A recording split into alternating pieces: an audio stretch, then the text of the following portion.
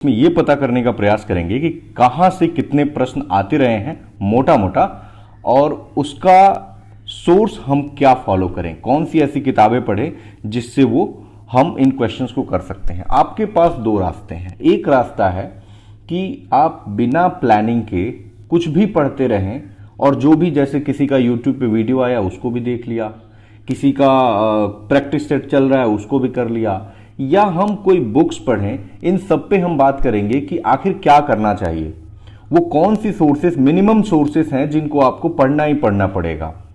आपके सोर्सेस अलग हो सकते हैं। अगर आपने पहले से कोई सोर्स पढ़ रखा है तो ठीक है, आप उसको रिवाइज कीजिए। लेकिन अगर आपको लगता है कि उन सोर्सेस को पढ़ने के बाद भी आपका स्कोर नहीं आ रहा है, तो मैं आपको जो यहाँ सोर्स बता रहा हूँ, आप प्लीज उसको रेफर करें, और मुझे लगता है कि आपके स्कोर में काफी इजाफा होगा। ठीक है, तो मैं हूं दीपक, और यहाँ पे हम 67th बीपीएससी के लिए यूट्यूब प्लेटफॉर्म पे डिस्कशन कर रहे हैं। आपको कोई भी अगर इसके बाद भी क्वेरी होती है तो आप कमेंट सेक्शन में हमें बता सकते हैं, और उसको हम कोशिश करेंगे अपने स्तर से बताने का। ठीक है, पहले तो हम जान लेते हैं क्वेश्चन आते कहाँ से हैं। देखिए, इतिहास से करीब 35 प्रश्न आते हैं, ऑन एन एवरेज 30 भी हो सकता है। ठीक है, साइंस से 30 प्रश्न, 66वीं बीपीएससी में भी आपने देखा होगा। करंट अफेयर्स से 30, बिहार स्पेशल से 15, मैथ्स से 10। हर साल ये तो 10 ही रहता है। देखिए, बिहार स्पेशल और ये जो हिस्ट्री का पोर्शन है, इसमें कई सारे सेक्शंस जो है वो मैच कर सकते हैं, कोइंसाइड कर सकते हैं। रीजन ये है कि बिहार का हिस्ट्री काफ़ी रिच रहा है, खासकर जो एंशिएंट हिस्ट्री है, या फिर 1857 का रिवोल्ट है। कुछ सवाल तो रिपीटेडली बीपीएससी पूछता है, जैसे 1857 की क्रांति में जो वीर कुंवर सिंह थे उनकी भूमिका, मतलब ये तो मुझे लगता है रिपीटेडली पूछा जाता रहा है। 63वीं और 64वीं बीपीएससी दोनों में ही पूछा गया कि आरबीआई की गवर्नर कौन है। तो फैक्चुअल क्वेश्चंस ना बीपीएससी में बहुत आते हैं। रीजन ये है कि 150 क्वेश्चन है, 120 मिनट का टाइम है। तो अगर यूपीएससी की तरह अगर ये पूछना शुरू कर दें कि consider the following statements regarding El Nino, और उसके बारे में 2-3 स्टेटमेंट दें, फिर कहें कि 1 और 2 सही है, 2 और 3, तो it will be A time consuming exercise. ऐसा बीपीएससी नहीं करेगा, और कर भी दिया तो 1-2 क्वेश्चन में करेगा। बट अब तक का तो ट्रेंड यही रहा है कि वन लाइनर पूछे जाते रहे हैं, तो आप अपनी स्ट्रेटजी को अब तक के ट्रेंड से ही बनाएंगे। ठीक है, यहां पे देखिए, इन सेक्शन से ना पॉलिटी हो गया, ज्योग्राफी है, इकोनॉमी है और मिसलेनियस है। इनसे करीब मैंने देखा कि 30 से 35 प्रश्न आते हैं। आप 30 मान के चलें, मतलब कि इनका वेटेज बीपीएससी में कम है। ठीक है, लेकिन मैं एक डिस्क्लेमर लगा दूं कि इनका वेटेज कम है, इसका मतलब ये भी नहीं है कि इनका वेटेज हमेशा कम रहेगा। तो आप तैयारी करें प्रीवियस पैटर्न पे, बट ऐसा नहीं है कि इनको आप छोड़ देंगे कि हाँ 30 क्वेश्चन तो छोड़ ही देते हैं और इसी को केवल तैयार कर लेते हैं, ऐसा आप नहीं करेंगे। राइट, तो हमारे सोर्सेस क्लियर हो गए, सॉरी हमारे ये क्लियर हो गया कि कहां कहां से प्रश्न आता है। अब हम बात करेंगे कि हम कौन से ऐसे सोर्स को फॉलो करेंगे जिससे इन प्रश्नों को हम आसानी से कर सकते हैं। देखिए, एक बुक आती है लूसेंट की जीके। यह बुक ना, मतलब अगर यूपीएससी को छोड़कर जितनी भी एग्जाम्स हैं, चाहे आप रेलवे की तैयारी कर रहे हो, एसएससी की तैयारी कर रहे हो, बैंक की तैयारी कर रहे हो, पीसीएस की तैयारी कर रहे हो, यह बुक काफी उपयोगी है। इसका कारण यह है कि इस बुक को सिलसिलेवार ढंग से बनाया गया है। पूरी एनसीईआरटी का ये निचोड़ है। जो लोग एनसीईआरटी पढ़ते हैं ना, अब बात आती है क्या हमें एनसीईआरटी पढ़ना चाहिए? मेरी समझ से आपको पढ़ लेना चाहिए, क्योंकि अगर एनसीईआरटी को आप पढ़ के आते हैं तो इस बुक की समझ आपको अच्छी होगी। और अगर आप पहले से तैयारी कर रहे हैं तो मैं उम्मीद करता हूं कि आपने एनसीईआरटी तो पढ़ ही ली होगी। लेकिन जब आपका एग्जाम नजदीक आ जाए तो आप एनसीईआरटी पे रिलाई ना करके लूसेंट की जीके पे रिलाई करें। और इसको अगर आप सोच रहे हैं कि 1 या 2 बार पढ़ लेंगे ना तो आपको याद ही नहीं होगा। इस बुक का यही दिक्कत है कि इसको मल्टीपल टाइम्स जब तक पढ़ेंगे नहीं, किसी दोस्त से डिस्कस नहीं करेंगे, बार बार चीजों को बोल बोल के नहीं पढ़ेंगे, ये बुक याद ही नहीं होगी। तो आपको इसको रोज 2 पेज, 3 पेज, 4 पेज, जितना आपको लगता है। इसका तरीका ये है ना कि जैसे शुरुआत करेंगे तो आपको मिलेगा एंशिएंट का पार्ट, एंशिएंट हिस्ट्री। ठीक है, आपको यहां से नहीं शुरू करना है, आपको शुरू करना है जो आपका सबसे इंटरेस्टिंग एरिया होगा। मोस्टली मैं देखता हूं लोगों का पॉलिटी होता है, ठीक है, आपका साइंस भी हो सकता है।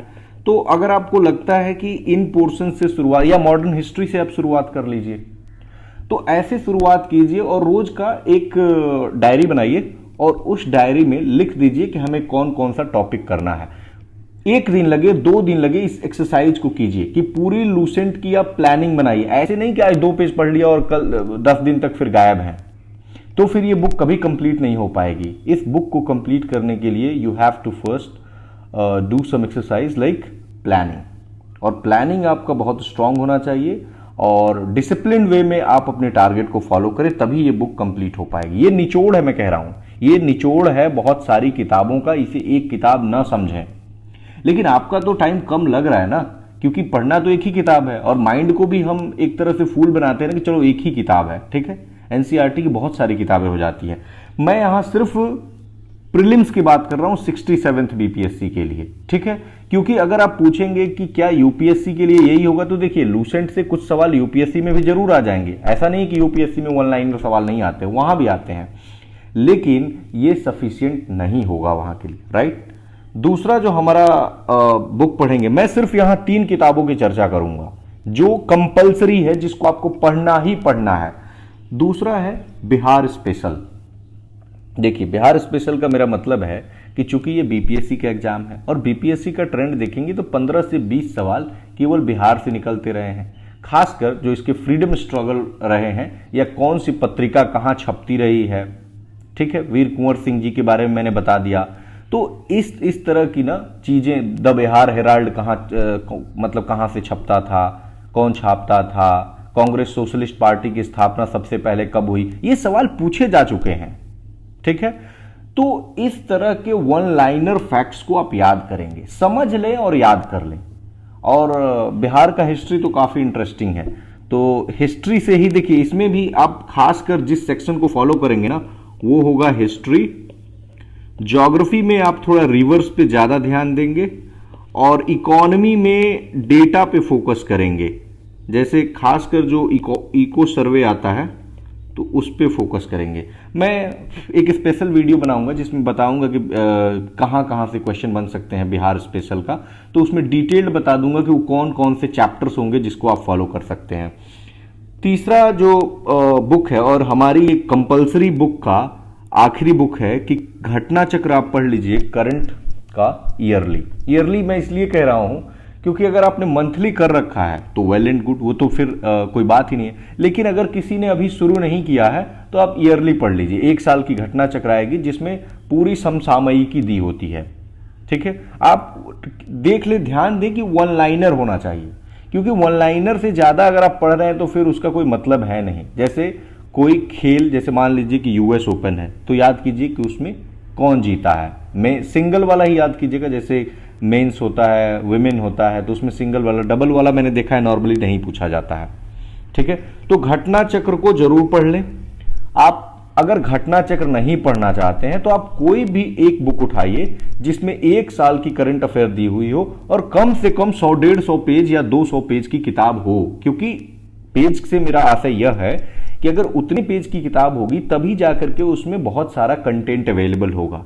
देखिए, जब आप लूसेंट कर लिए, बिहार स्पेशल कर लिए और घटना चक्र कर लिए, अब आप देखेंगे कि जो मैंने ऊपर यहां टॉपिक्स बताए हैं, आपका जो इतिहास का प्रश्न होगा वो लूसेंट से और बिहार स्पेशल की जो आप बुक पढ़ेंगे उससे बन गया होगा, ठीक है।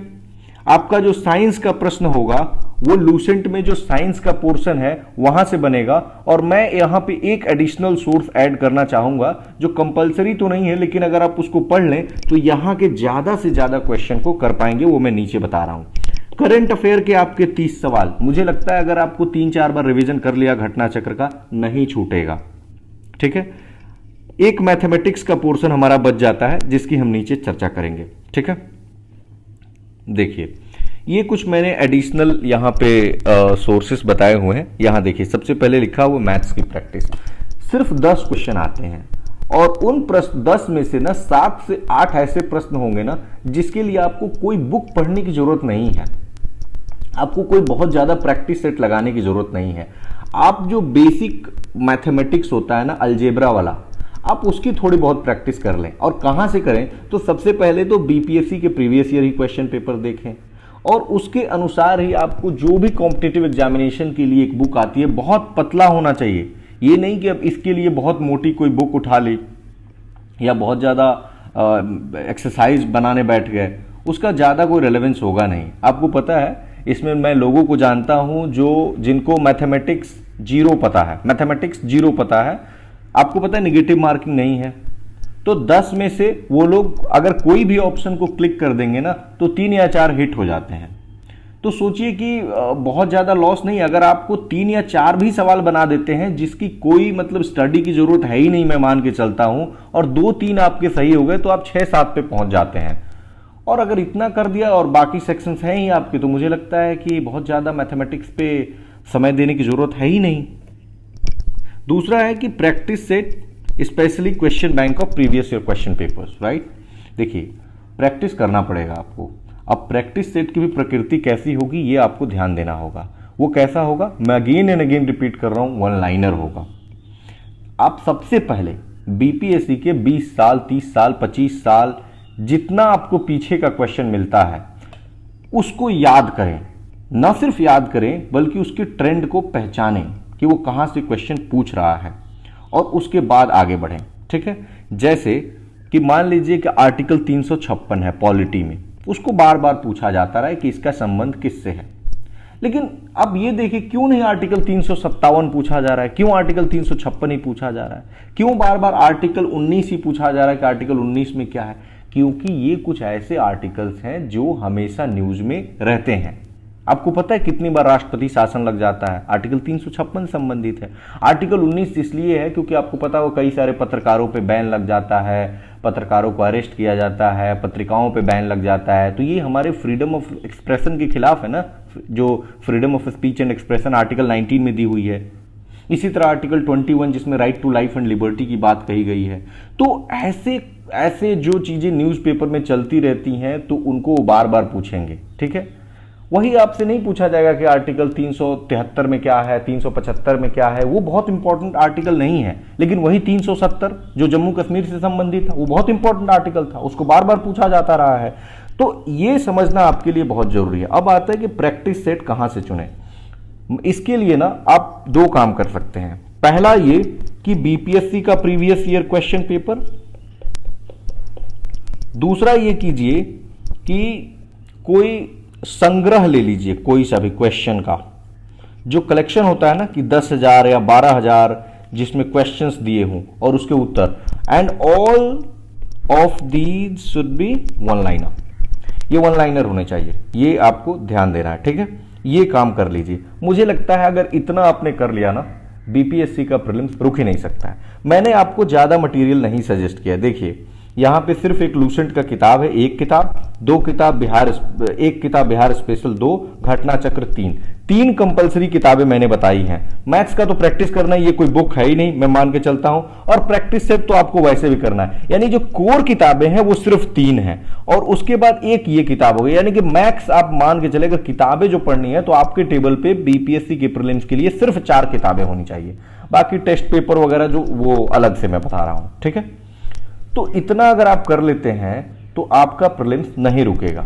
अब इसके बावजूद भी किनका प्रीलिम्स रुक सकता है, जो इसका मल्टीपल रिवीजन नहीं करेंगे, जिनको डेटा याद नहीं कर रहे हैं। ठीक है, अब देखिए कुछ और मैं सजेशंस दे रहा हूं कि ऐसे क्या करना है जिससे कि आप इन बुक्स को पढ़ के और ज्यादा से ज्यादा फायदा ले सकते हैं। तो देखिए, पहला चीज है एनालाइज द ट्रेंड्स। इसको मैं ऊपर ही बता चुका हूं। देखिए कि क्यों 356 ही पूछा जा रहा है, क्यों 370 पूछा जा रहा है। ठीक है, तो ट्रेंड को एनालाइज कीजिए। ट्रेंड से यह भी है कि किस सेक्शन से कितना क्वेश्चन पूछा जा रहा है। जैसे आपने देखा कि इतिहास से 30-35 क्वेश्चन पूछे जा रहे हैं और वहीं पॉलिटी, ज्योग्राफी, इकोनॉमी इन सबसे मिलकर 30 हो रहे हैं। तो ये तो आपके लिए जानना बहुत जरूरी है ना कि कहां से क्वेश्चन पूछा जा रहा है। एक खेल कूद पे भी ये समसामयिकी में आ जाएगा, वो खेल कूद पे भी आप ध्यान देंगे किसको कौन सा प्राइज मिला और खेल कूद मिला। ये पीसीएस में पूछा जाता है, ये यूपीएससी में नहीं पूछा जाता है। दूसरा, depth and expense of question. Depth आपको पता है ज्यादा नहीं होता है बीपीएससी में, एक फैक्ट पूछा जाता है, सिर्फ वन लाइनर, और एक्सपेंस जो है वो काफी होता है। यानी एक तरफ हम देख रहे हैं कि गहराई नहीं है क्वेश्चन में, सतही क्वेश्चन पूछे जाते रहे हैं, यानी बहुत डेटा एक फैक्ट के बारे में आपसे नहीं मांगा जाता है, लेकिन बहुत सारी चीजों के बारे में डेटा मांगी जाती है। यानी कि कोई भी चीज पूछा जा सकता है, खेल कूद कल्चर कुछ भी। तो यानी देख रहे हैं इसका एक्सपेंस बहुत ज्यादा है।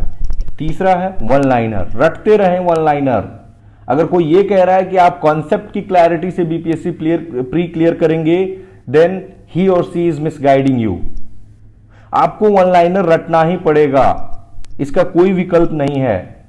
इवन यूपीएससी में भी ठीक है कॉन्सेप्ट की क्लैरिटी जरूरी है, बट अगर आप ये मान के चल रहे हैं कि यूपीएससी का प्रीलिम्स आप कॉन्सेप्ट की क्लैरिटी से क्लियर करेंगे तो ऐसा नहीं होगा, वहां पे भी आपको डेटा याद करने पड़ेंगे। अब एक बात बताओ, कौन सा जीव इंडेंजर्ड हो गया या कौन सा जीव क्रिटिकली इंडेंजर्ड हो गया है, इसको जानने के लिए आप कौन सा लॉजिक लगाएंगे? आंसर जानने के बाद तो हम भी लॉजिक लगा सकते हैं, लेकिन आंसर नहीं जानने के पहले आप लॉजिक लगा के बताएं। ठीक है, तो ये बहकावे में नहीं आना है कि नहीं तोता नहीं बनना है, रटना नहीं है, रटना है। ये चीज गांठ बांध लो कि रटना है। चौथी चीज है कि यूपीएससी का अप्रोच यहां क्यों काम नहीं करेगा। अगर आपने ऐसा सुना होगा कि बहुत सारे यूपीएससी एस्पिरेंट्स हैं लेकिन उनका बीपीएससी का प्रीलिम्स कभी क्लियर ही नहीं हो रहा है, या फिर यूपीपीसीएस का प्रीलिम्स क्लियर ही नहीं हो रहा है। रीजन ये होता है कि दोनों का अप्रोच थोड़ा अलग है। अगर आप सिर्फ बीपीएससी प्रीलिम्स की तैयारी करके, जो मैंने अभी ऊपर का अप्रोच बताया, और इससे आप चाहते हैं कि यूपीएससी का प्रीलिम्स क्लियर हो, तो टू बी वेरी फ्रैंक मुश्किल है। ये जो अप्रोच मैं बता रहा हूं ये 67 बीपीएससी प्री के लिए है, उसका अप्रोच अलग है। उसमें आपको जो मैंने कहा ना डेप्थ, वो डेप्थ थोड़ी ज्यादा होती है। जैसे अगर क्वेश्चन पूछा जाएगा 356 के बारे में, तो उसमें 2-3 स्टेटमेंट को कंसीडर करने को कहा जाएगा कि आप 356 के बारे में निम्न कथनों पे विचार करें। और एक दिया जाएगा कि मान, एक एग्जांपल हाइपोथेटिकली मैं दे रहा हूं कि क्या यह प्रेसिडेंट जो है, गवर्नर जो है वो रिक्वेस्ट करेंगे तभी लगेगा, या फिर प्रेसिडेंट खुद से भी सो मोटो कॉग्निजेंस इसका ले सकते हैं। दूसरा स्टेटमेंट दे दिया जाएगा कि इसका अवधि 3 महीने, 6 महीने या इतने महीने होना चाहिए। तीसरा दे दिया जाएगा पार्लियामेंट की अप्रूवल जरूरी है। मतलब इस तरह से आपको दिया जाएगा। फिर ऑप्शन में बनाया जाएगा 1 और 2 सही है, 1 और 3 सही है, कोई सही नहीं है। और तब आप देख रहे हैं, ये एग्जाम्पल मैंने सिर्फ इसलिए दिया ताकि आपको पता लगे कि डेप्थ क्या चीज होती है और एक्सपेंस क्या होती है। ये डेप्थ यूपीएससी में मिलेगा, लेकिन ये डेप्थ आपको बीपीएससी में नहीं मिलेगा। ठीक है, एक और है लर्न एलिमिनेशन। ये आपको हर प्रीलिम्स, कोई भी प्रीलिम्स आप दे रहे हो, रेलवे, एसएससी, बैंक, पीओ, कोई भी, ये आपको काम करेगा। एक लेवल है आपकी याद करने की क्षमता। मान लीजिए आपने इन सारी किताबों को पढ़ लिया, उसके बाद अगर इसमें से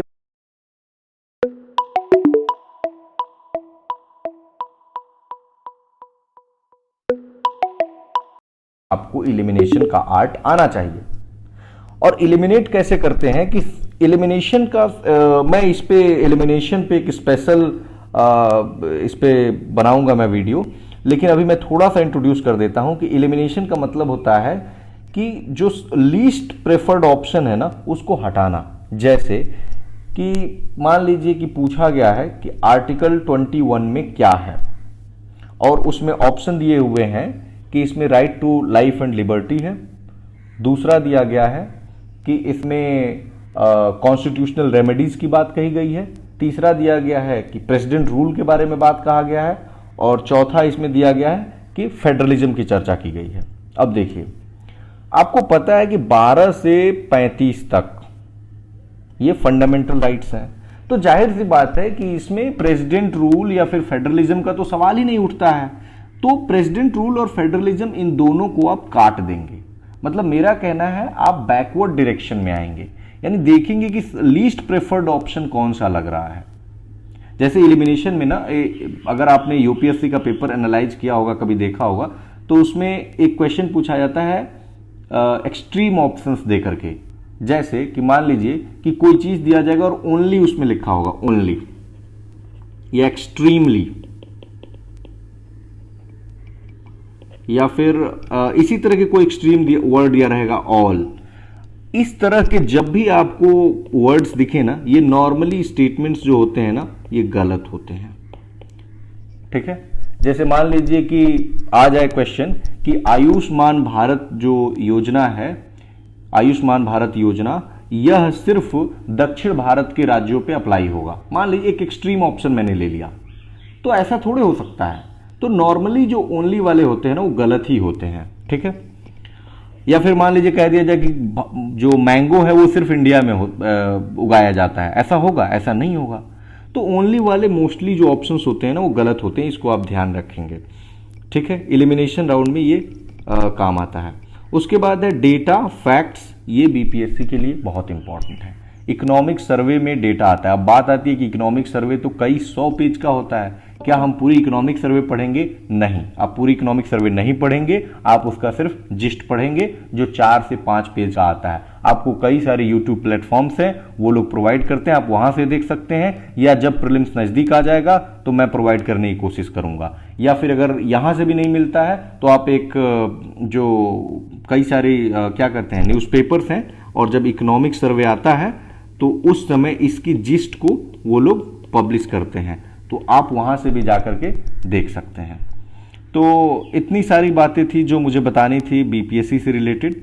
और इसमें अगर आपको लगता है फिर भी कोई डाउट है तो आप कमेंट सेक्शन में मुझे बता सकते हैं।